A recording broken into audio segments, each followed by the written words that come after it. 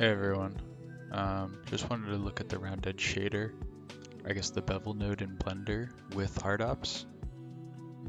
So we're combining the benefits of booleans and hard ops with the bevel shader, aka round edge shader in Blender, and this is the end of the video.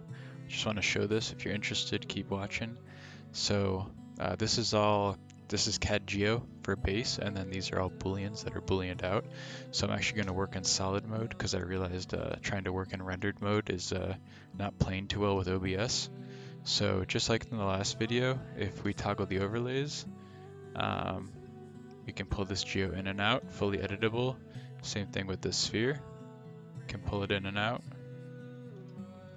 And yeah, we can kind of have whatever we want. And these are all, we can toggle subdivisions on here.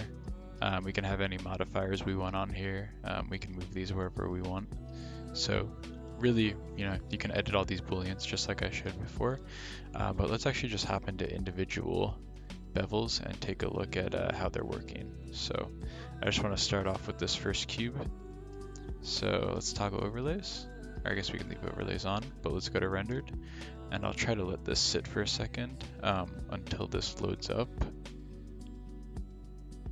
So it's looking pretty nice. Everything's shading really well. This definitely could work for production baking out. I know with Blender you can bake to a world space normal map from cycles and then convert that world space normal map to a tangent map and actually have it aligned to whatever you need it to. As you can see with the round edge shader, you do get a few errors like right here that you probably wouldn't want if your eyeball was like next to this, but I think for anything that's going to be like a prop or isn't going to be seen at like a microscopic distance or like a super close distance, it should be fine. But yeah, so overall with this cube, the one cool thing I actually just learned is, and let me go back to solid again, but you see that we have like a bevel, very subtle bevel here and a bevel here. If we actually turn off auto smooth, or we can leave auto smooth on, but shade it flat, and we go back to the render, we're actually going to get a little bit of a plane change here as well. And it's really cool that the bevel shader can do, such shallow transitions.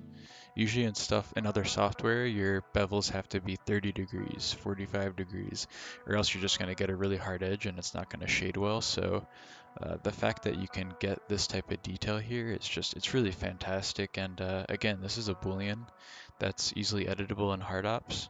So yeah, I can push it in, push it out, and you don't need hard ops for this. It just does make it a little bit easier and quicker, but you could do this 100% in vanilla Blender.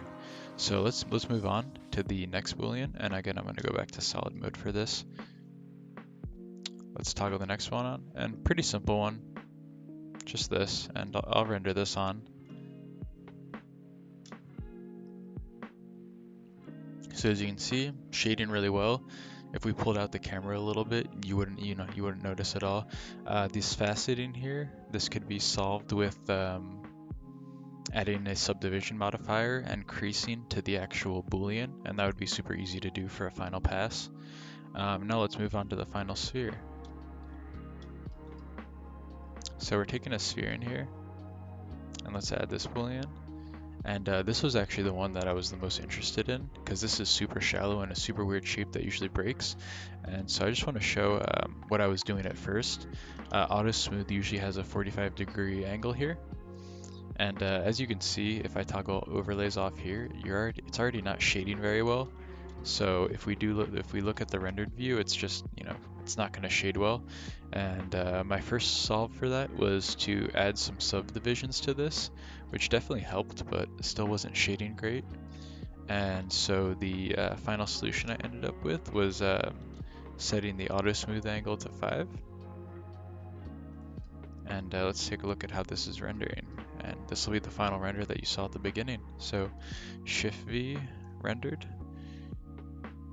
And let me turn off overlays really quick and wait for this to load up.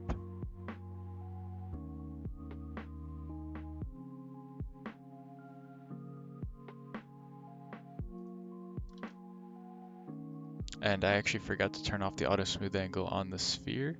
or on the base. I did that on the sphere, so let me use 5 on here.